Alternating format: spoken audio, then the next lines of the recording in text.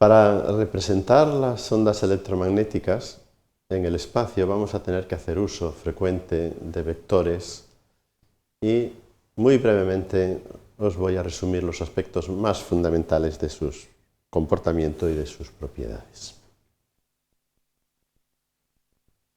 Normalmente hablamos de números cuando para representar una magnitud nos basta con dar el número, por ejemplo la masa de una persona o la masa de un determinado cuerpo, pero en otros casos tenemos que indicar también la dirección. Por ejemplo, pues la velocidad o hacia dónde me muevo en un determinado momento requiere decir no solamente cuánto avanzo, sino hacia dónde voy. Para representar esto, normalmente necesitamos un sistema de referencia. El sistema que utilizamos es un sistema cartesiano, es un sistema de tres ejes.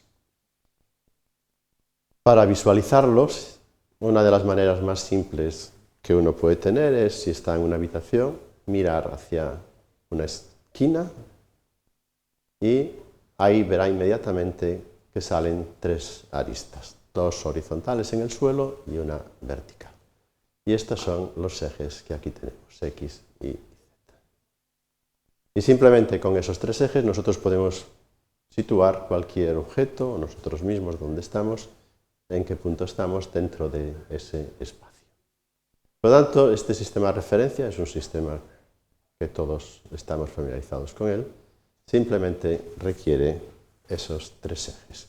Y luego requiere una métrica, requiere tener unas unidades de medida aquí. Si estamos representando cosas pues, a la escala próxima a nosotros, podemos hablar en metros. Si las cosas son muy pequeñitas, pues usamos una regla que está calibrada en milímetros, centímetros. Y si estamos hablando de algo muy lejano, pues ahí ya podemos hablar de kilómetros, incluso de años luz. Es decir, hay muy diversas unidades de medida de acuerdo con la magnitud del problema que tratamos. Para representar un punto en el espacio necesitamos esas tres coordenadas. Y esta es una manera de representarlos, es poner un paréntesis y X y Z, en este caso, que son las tres coordenadas del punto. ¿Qué son estas tres coordenadas? Pues aquí lo tenéis. Yo podría ir desde el origen, que está aquí, hasta este punto, siguiendo el siguiente camino. Empiezo aquí, me muevo a lo largo del eje X una serie de unidades, que en el fondo son las que van hasta la proyección de ese punto a él. Esto es X, después avanzo Y, fijaros que lo hago paralelo a los dos ejes, y luego subo Z y ya estoy en el punto. Es decir, esta manera representa cómo está cualquier punto del espacio. Y en ese punto ya puedo representar y decir que ahí tengo cualquier escalar o cualquier vector. Si tengo un vector, y aquí tenéis uno dibujado, las propiedades fundamentales del vector, en este caso, es la longitud de este segmento, la magnitud, módulo a veces también, según el contexto lo llamaremos así, y sobre todo la dirección hacia donde apunta. Este vector está en este caso dibujado así, pero podría estar dibujado con la punta hacia aquí, hacia cualquier sitio. Por lo tanto, una propiedad fundamental de un vector es que tiene una orientación en una determinada dirección. ¿Cómo representamos un vector? Bueno, pues aquí es un poco más elaborado. Primero que hacemos es lo trasladamos paralelamente al origen. Y aquí tenemos un vector de la misma magnitud y con la misma orientación. Simplemente, en lugar de estar centrado en este punto P, lo está en el origen. Y en ese mismo origen y sistema de coordenadas introducimos tres vectores unitarios. El X, el Y y el Z. Y lo representamos como vectores unitarios poniéndoles encima un capuchón, poniendo este circunflexo encima. La magnitud de estos vectores es 1, es una unidad de medida, la que hayamos elegido. Ya tenemos los tres vectores. Volviendo al símil que os decía antes de una esquina, simplemente son vectores unitarios a lo largo de las aristas del suelo y las paredes laterales de esa esquina.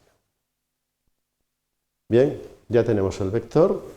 Ahora lo que tenemos que hacer es definir las proyecciones de ese vector, que son las proyecciones de la punta del extremo.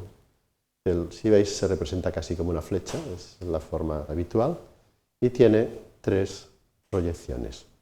Una según x, otra según y la tercera sobre z. La notación que utilizaremos es la siguiente. Para definir un vector le pondremos una flecha encima. Los vectores unitarios ya los tenéis ahí. Y estos son los componentes del vector.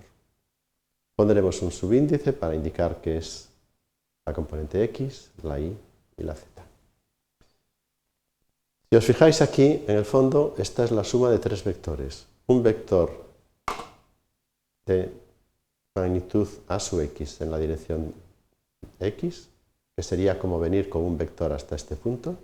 En este punto continuamos con un segundo vector en la dirección y, magnitud a sub y, es decir, ese vector tendría el origen aquí y el extremo aquí, ya tenemos el segundo.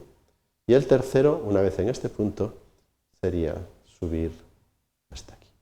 Es muy similar a lo que hemos hecho con las coordenadas del punto, que es proyectar abajo y luego proyectar a los ejes. Pues aquí simplemente lo que tenemos son vectores. Tener cuidado porque coordenadas de un punto y componentes de un vector son dos conceptos completamente distintos, aunque la comprensión pueda parecer similar.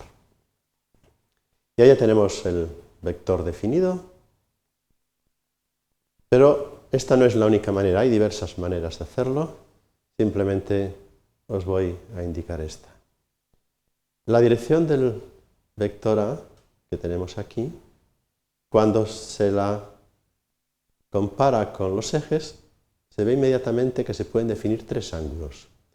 El ángulo que este vector forma en el espacio con el eje x le llamaremos alfa, con el eje y le llamaremos beta y con el eje z le llamaremos gamma. Los tres ángulos se conocen como cosenos directores en general. Y el vector ahora se puede escribir de una manera diferente, en lugar de en componentes, se puede escribir aquí primero su magnitud ¿ah? Y después sus tres componentes, que son los tres cosenos directores.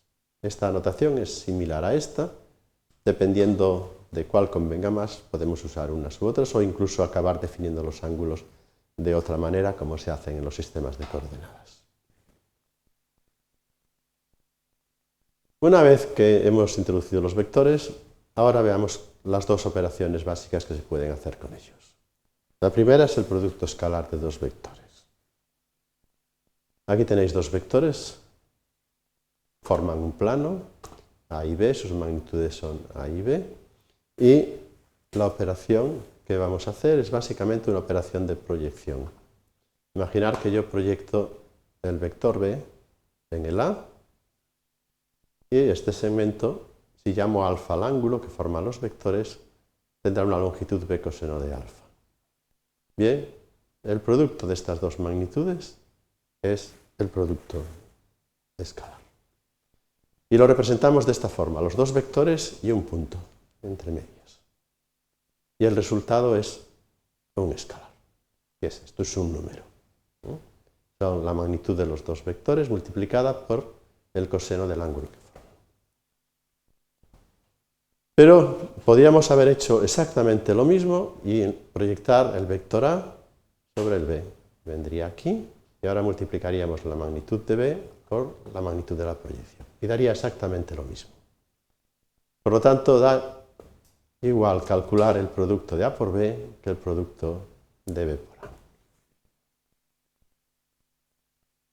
Si analizáis el producto escalar de los tres vectores unitarios, veréis inmediatamente la regla. El producto del vector por sí mismo es 1 y el producto de un vector unitario por los otros, x por y, en este caso, y por z, es 0. Es decir, el producto escalar de este vector da su magnitud 1, el de este su magnitud 1, el de este su magnitud 1, y si multiplicáis este por este da 0 porque no hay proyección, y lo mismo los otros dos.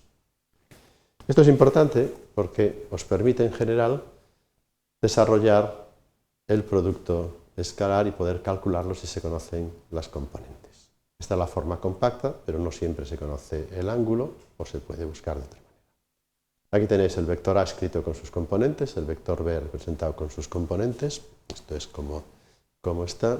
Y si ahora desarrolláis estos dos paréntesis, veréis que aquí salen 9 productos que implican todos estos productos escalares. El resultado final es que esto que está calculado aquí es exactamente igual a la suma de los productos de las componentes componente a componente. Esta es la idea básica del producto escalar y lo encontraréis frecuentemente en este curso. El otro producto es el producto vectorial y tiene un carácter diferente al anterior. Ahí tenéis de nuevo los mismos vectores, el mismo ángulo. ¿Y cuál es la diferencia? La diferencia es que este producto, en lugar de dar un número, un escalar, es origen de un nuevo vector. Se representa con una cruz y esta es la notación del producto vectorial. ¿Cómo es este vector? Bueno, pues este vector C es perpendicular a ambos, a A y a B, ¿de acuerdo? Por lo tanto, si A y B forman un plano, pues C es perpendicular al plano que forma. Es decir, el ángulo de C con B y con A es de 90 grados.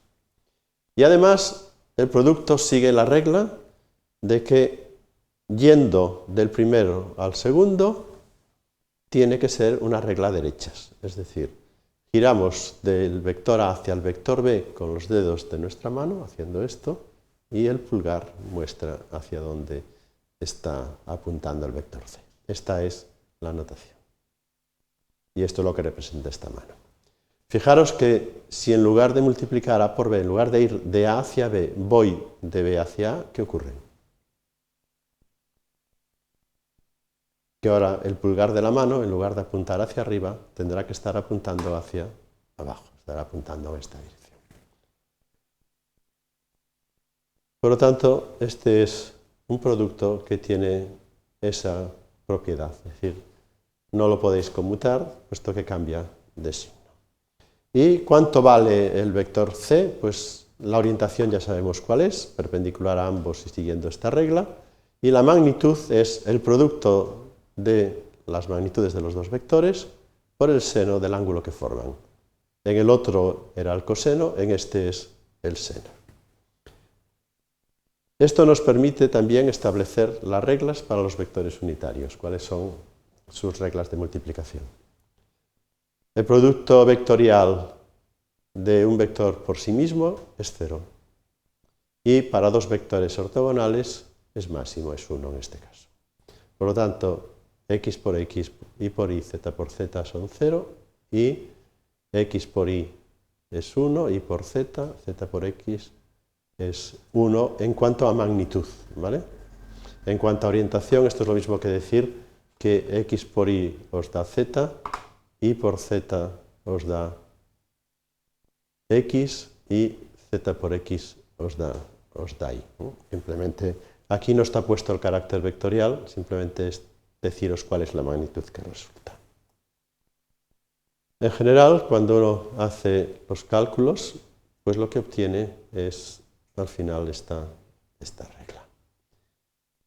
Yo represento en forma de una matriz el producto vectorial. Aquí tengo los vectores unitarios, aquí tengo los componentes, x y z, y aquí tengo las mismas para el otro vector.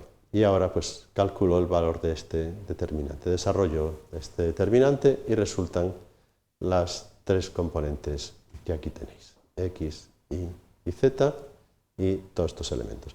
La forma en general más simple de representar un producto vectorial es a través de la notación matricial que de la forma expandida. Luego ya la calcularéis en cada caso.